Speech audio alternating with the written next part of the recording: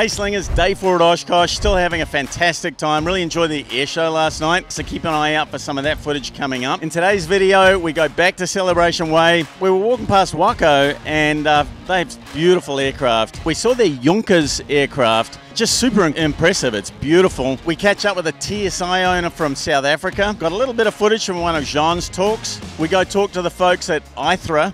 They're the people that we use for our oxygen systems and the slings. And we caught a little bit of the EAA plane talk in front of the Corsair. They have the full video up on their website if you want to go ahead and see that. And we also have a compilation of the daytime air shows. Enjoy the video. So I'm here with Nick from Waco Classic Aircraft. These beautiful aircraft just really caught our eye while we're walking down Celebration Way. What can you tell us about this really unique aircraft here? So this aircraft is called a Junkers A50. It's a certified light sport in the United States. It's a pseudo-resurrection of a design from 1929 that was designed by Junkers Aircraft Company. We kind of put some modern features in it, a little more reliable, efficient engine. We have a ballistic parachute system, glass cockpit, so you get the Garmin G3X touch display in the rear cockpit. And it's got some really great performance numbers as far as range goes. So cruise about 75 knots, burns 4 gallons an hour, which gives you about 680-mile range. A really great cruising aircraft, good for training. It's light, nimble on the ground, so we've got dual flight controls for that purpose. You're actually using a lot of the same equipment that we use in what we call our Sling NGT, next generation trainer. So we use same motor, G3X touch. So it looks like it must be quite difficult to produce this. I mean, the corrugation and the, I'm assuming it's aluminum. Yeah, it's aluminum. Germany has all the tooling and the process because we're partners with Junkers Germany as well. They kind of stamp out all the skins for us and send them over, and then in Battle Creek, Michigan, we build everything else. So it must have been quite an ordeal to get this certified. We had a little bit of challenge getting it certified in light sport in the US just because Germany has a little bit different laws for their light sport stuff. So they had to make a few changes for the US market, but it really wasn't too bad. All right, I'm here with my twin brother, the Michelin Man. That's me.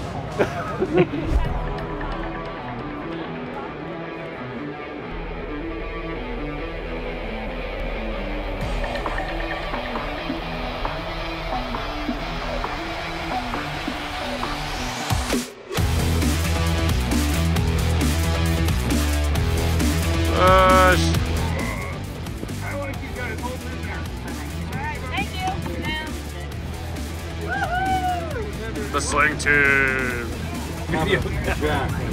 These guys. You got to carry 4 guys along. So I'm here with William at Sling Island. William is rated in the Sling TSi and the Sling NGT, and a Sling TSi owner. Yeah, partial owner. Oh, partial owner. How do you like it? How do you like the Sling? I mean, I've probably got just over 80 hours or around 80 hours in the Sling TSi, but it's definitely my favorite plane to fly. I've flown to Johannesburg in it, straight from Cape Town to the airplane factory there at Tellerfield. I think it's one of the nicest and most comfortable planes to do long distance trips in as well. I've gone kind of everywhere in South Africa with it already. So I want to buy my own one at some point in the future and do a build assist program with it, but I think I need to wait until I have a job and I'm a bit older and I can afford one, and then we'll go from there.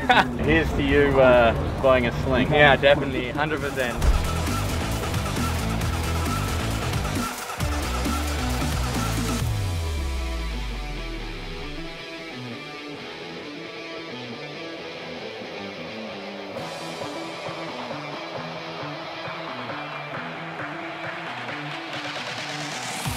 So we're walking over the Homebuilders hangar. Jean and Mike Blyth are going to be giving a talk there on building slings, and they've already got a good crowd assembling, so hoping it's going to go well. Boom! Good morning, everybody. Thanks for coming and joining Sling forum here. Let's just have a look to see who owns a Sling, who flies a Sling. 1, 2, hello, how are you? Who intends flying a Sling? Well, okay. Oh, excellent. I was hoping it's going to everybody. Great, thanks for coming to chat. We've got a really nice lineup for today, and we've got all the Sling celebrities here. We're honored to have Mike Blyth, the airplane design genius.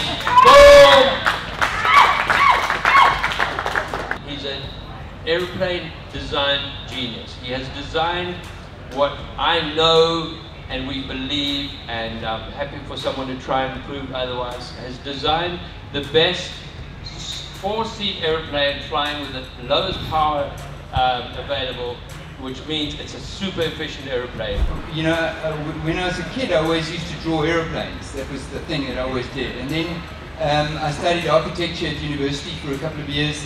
Then I changed to mechanical engineering, and I think, and then I started my own business, which was designing truck bodies. And I've always been a designer. And I had that business just for 3 years, and then I went into aviation. So I've been in aviation for 38 years now. For me, it was always about designing something. Right from the time I was a kid, I was doing that. So, and then as you get a little bit older and you've been doing it for a long time, you get quite good at it. So let me just tell you quickly about the history of Sling. Started it in 2005. I employed an engineer and an aeronautical engineer and a draftsman and myself. And we then developed the Sling 2. We made a prototype, flew it in 2008, so that was 3 years. In 2010 we went into production with it. 2 years later we had the Sling 4, and 3 years later we had the TSi. And as you know, 2 years ago we launched the high-wing aircraft as well. So it's been in production, producing new products over time.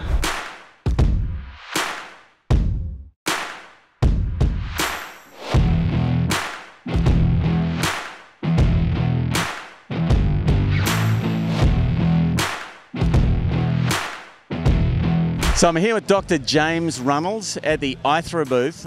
So a lot of our Sling TSi owners actually put built-in Aithre systems for their oxygen into their aircraft, and we've got a bunch of folks using the portable systems. We love the Sling community, all of the aircraft, the owners. It's been a real great partnership. The built-in oxygen systems from Aithre have gone very well. The carbon monoxide detection is great as well. We now have the ability to get high quality real-time data to make sure somebody's pulse ox is not dropping, make sure you're not accumulating carbon monoxide, make sure you're delivering oxygen, make sure you have enough left in your tank.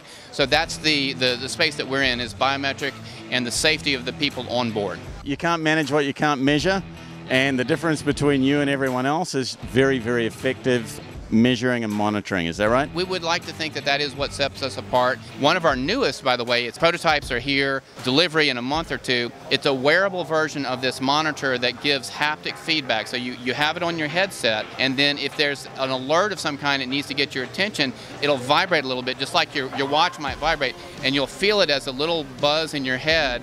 And he'll say, well, hey, it's trying to get my attention. What do I need to know? Has my pulse ox dropped? Is my tank pressure low? You know, whatever the parameters are. And so it's that continuous background monitoring, get your attention when we need you. It's called the Illyrian 2. It's the new version of our wearable pulse oximetry. And the reason we use the oxygen, of course, is we've had the Sling TSi up to 30,000 feet. If you haven't seen our video on that, definitely go check it out. But because our customers are flying at pretty decent altitudes very often, they absolutely want to get the oxygen system. We really encourage people to do their homework, understand what they're getting in for. You need to be very aggressive about your oxygen delivery and monitoring if you're flying 18, 20,000 feet, because if something goes wrong, you may become unresponsive and you become a statistic, and that's what we are trying to prevent. And where can people find you here at Oshkosh? We're in Hangar A.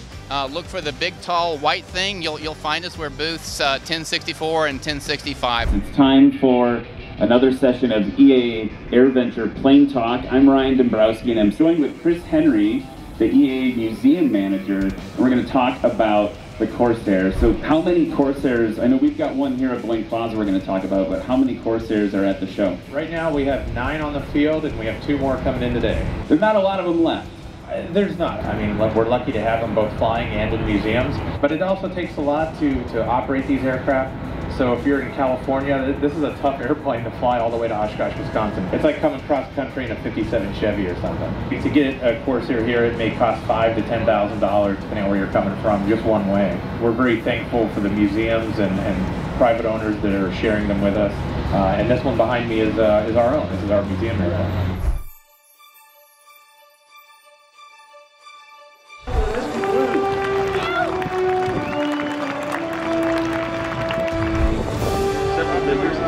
360, 1,800 total square feet. EAA AirVenture Oshkosh.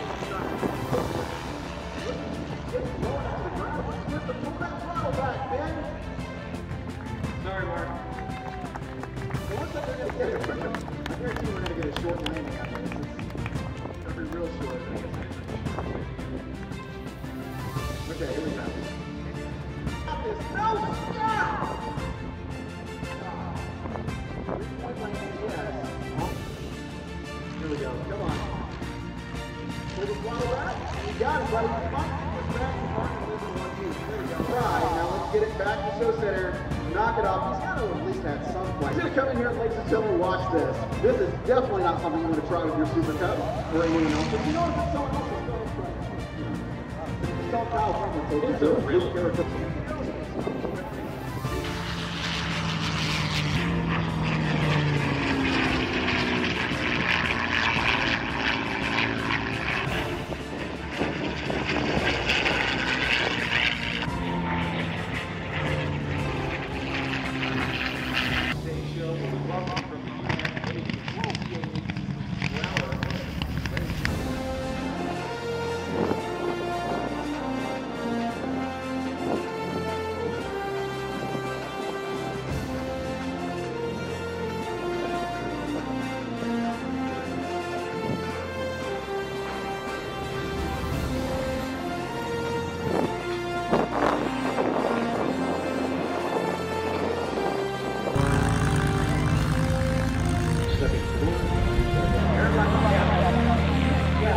Thanks for watching. I'm really looking forward to the Sling Ding tonight. That's our annual party at Oshkosh. We're going to keep putting out these daily videos, so please subscribe if you haven't. Drop us a like, and see you in the next video.